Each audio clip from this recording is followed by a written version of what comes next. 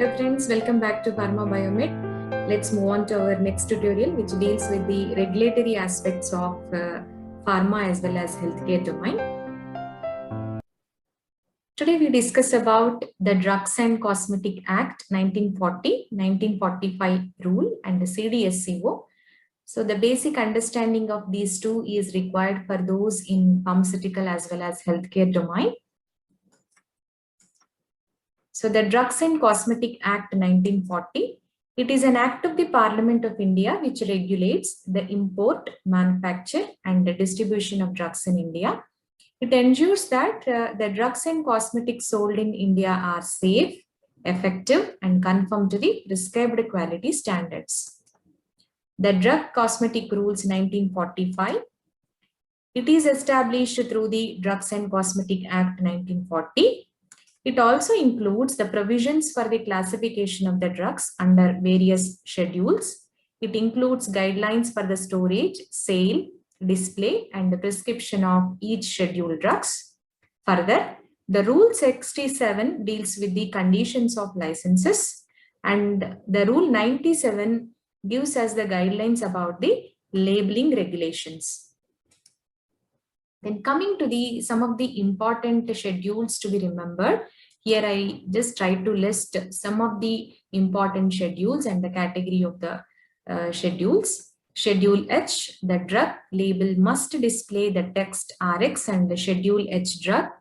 And here the warning to be given, to be sold by retail on the prescription of a registered medical practitioner only. Schedule G, most of these drugs are hormonal preparations. Schedule X, the list of habit forming and narcotic drugs. And Schedule C describes the biological and special products. Schedule O, it contains various regulations and requirements of disinfectant fluids.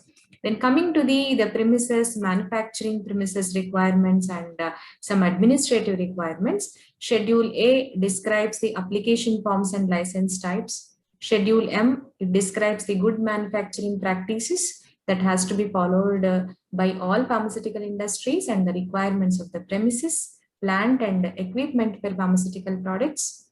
Then Schedule Y, it contains the requirements and guidelines for clinical trials. Then Schedule N, this gives various regulations and requirements for establishment of the pharmacy. Then Schedule T, it contains the regulations and requirements for manufacturing of Ayurvedic, Siddha as well as Unani products. Then coming to the CDSCO. CDSCO is Central Drug Standard Control Organization. It is a central drug authority for discharging functions assigned to the central government under the Drugs and Cosmetic Act. It is a national regulatory body in India for pharmaceuticals as well as medical devices. Drug Controller General of India, DCGI, is the head of the Central Drug Standard Control Organization. Then coming to the DCGI, DCGI is further advised by two more statutory bodies, that are the Drug Technical Advisory Board, that is DTAB, it is a committee, and the Drug Consultative Committee. These two are part of, again, Central Drug Standard Control Organization. All they synchronously work together to enforce the drug and cosmetics law. So here we will see the functions of DTAB. DTAB meetings are conducted by Director General of Health Services. The function of the DTAB is it advises the central government and the state government on the technical matters arising out of the administration of the Drugs and Cosmetic Act 1940. Then coming to the DCC. DCC meetings are conducted by Drug Controller General of India. And the basic function of DCC is it advises the central government, the state government and DTAB on any other matters which are tending to secure uniformity throughout the India in the administration of Drugs and Cosmetic Act 1940. Then coming to the CDSCO, it is located in New Delhi and it has 6 zonal offices, 4 subzonal offices and 13 port offices are there. Under CDSCO, there are 7 testing laboratories are present which are going to test the drug efficacy as well as potency safety issues. Then WHO declared CDSCO as a functional National Regulatory Authority of India. Dr. V.G. Somani is the Drug Controller General of India as of now, currently. Coming to the functions of CDSCO.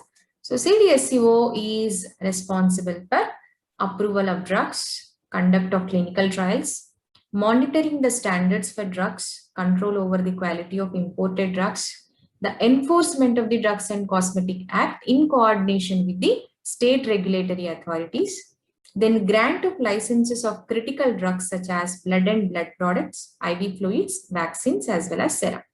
Now we see the official website of CDSCO and what are the services provided by the CDSCO. So this is the official site of Central Drug Standard Control Organization.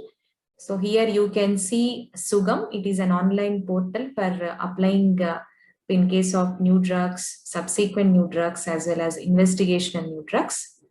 Now we see the different services provided by CDSCO. Here the first one is BABE, that means bioavailability and bioequivalence data is provided here. Then the data related to biologics and the regulatory guidelines related to vaccines and blood products, rDNA products, stem cells and cell-based products are given here. Then the entire guidelines related to the clinical trials, the data about global clinical trials, serious adverse events are given here. Then cosmetics, a separate section has been given for the manufacturing guidelines and regulatory guidelines, and the approved cosmetics till now are updated here. Then this is a drugs column tab where fixed dose combinations, investigational new drugs and subsequent new drugs are provided here.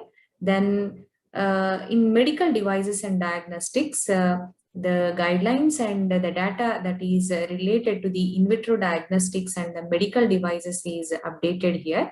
And there are many committees that are working along with the CDSCO, such as ASR committee, Apex committee, DCZ and DTAB, IND and NDAC, SEC. These are various bodies that are also working along with the CDSCO for the effective implementation of the enforcement of the Drugs and Cosmetic Act.